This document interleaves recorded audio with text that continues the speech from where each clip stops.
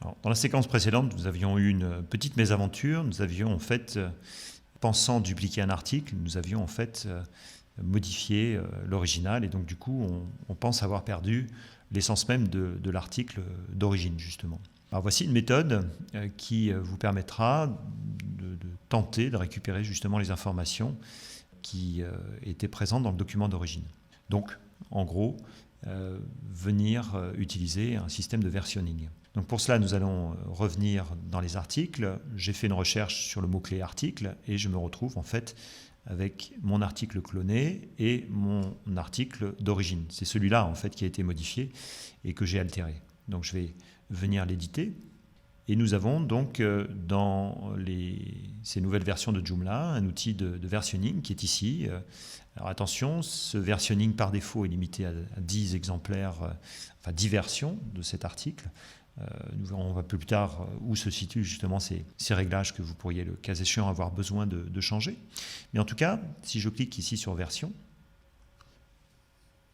il va mentionner ici, alors c'est déjà qu'il y a un petit delta, vous voyez, au niveau du nombre de caractères, par exemple. Je vais avoir ici la version que j'utilise actuellement et je vais avoir ensuite la version qui existait précédemment avec un système ici d'enregistrement ou de date d'enregistrement et d'heure d'enregistrement également qui correspondent. Alors, ce qui est intéressant également, c'est que vous allez pouvoir sélectionner ces deux éléments et par exemple utiliser la notion de comparaison, c'est-à-dire qu'on a d'un côté l'article d'origine et de l'autre l'article que nous avons obtenu. Donc il est listé dans une première colonne l'article ici sauvegardé à la date qui est mentionnée. Nous avons ensuite la version numéro 2 finalement et on pourrait donc afficher ici la différence qu'il y aurait entre le premier et le deuxième. Manifestement,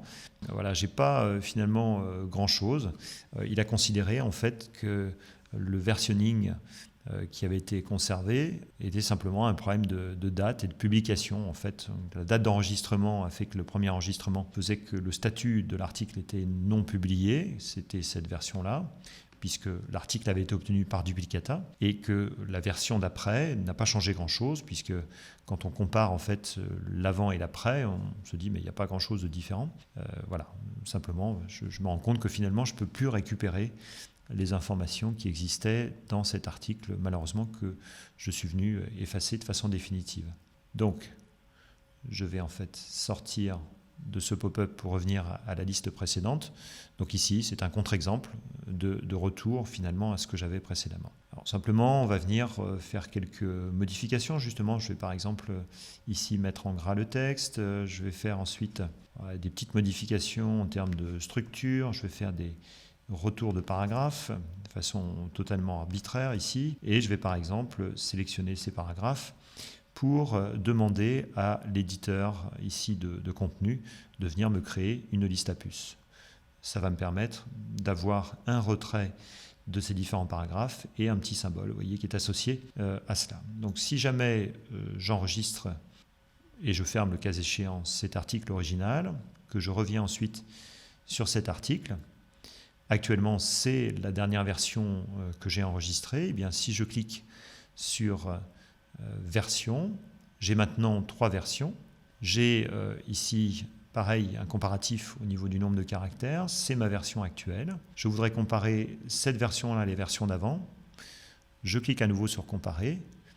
Et là, cette fois-ci, eh bien, il va me permettre justement de comparer et de voir justement que j'ai un différentiel entre l'original et la version que je suis en train de consulter. Je reviens ensuite en arrière. Donc ça veut dire que maintenant, si je souhaite justement que l'une d'entre elles soit la nouvelle version, eh bien, il suffit d'identifier la ligne qui m'intéresse, de cliquer ensuite sur rétablir, et à ce moment-là, vous allez voir que je récupère en fait l'article d'avant. Chaque fois que j'enregistre, je crée en fait une version. Donc ça veut dire que si je reclique à nouveau sur version, cette fois-ci je n'ai plus...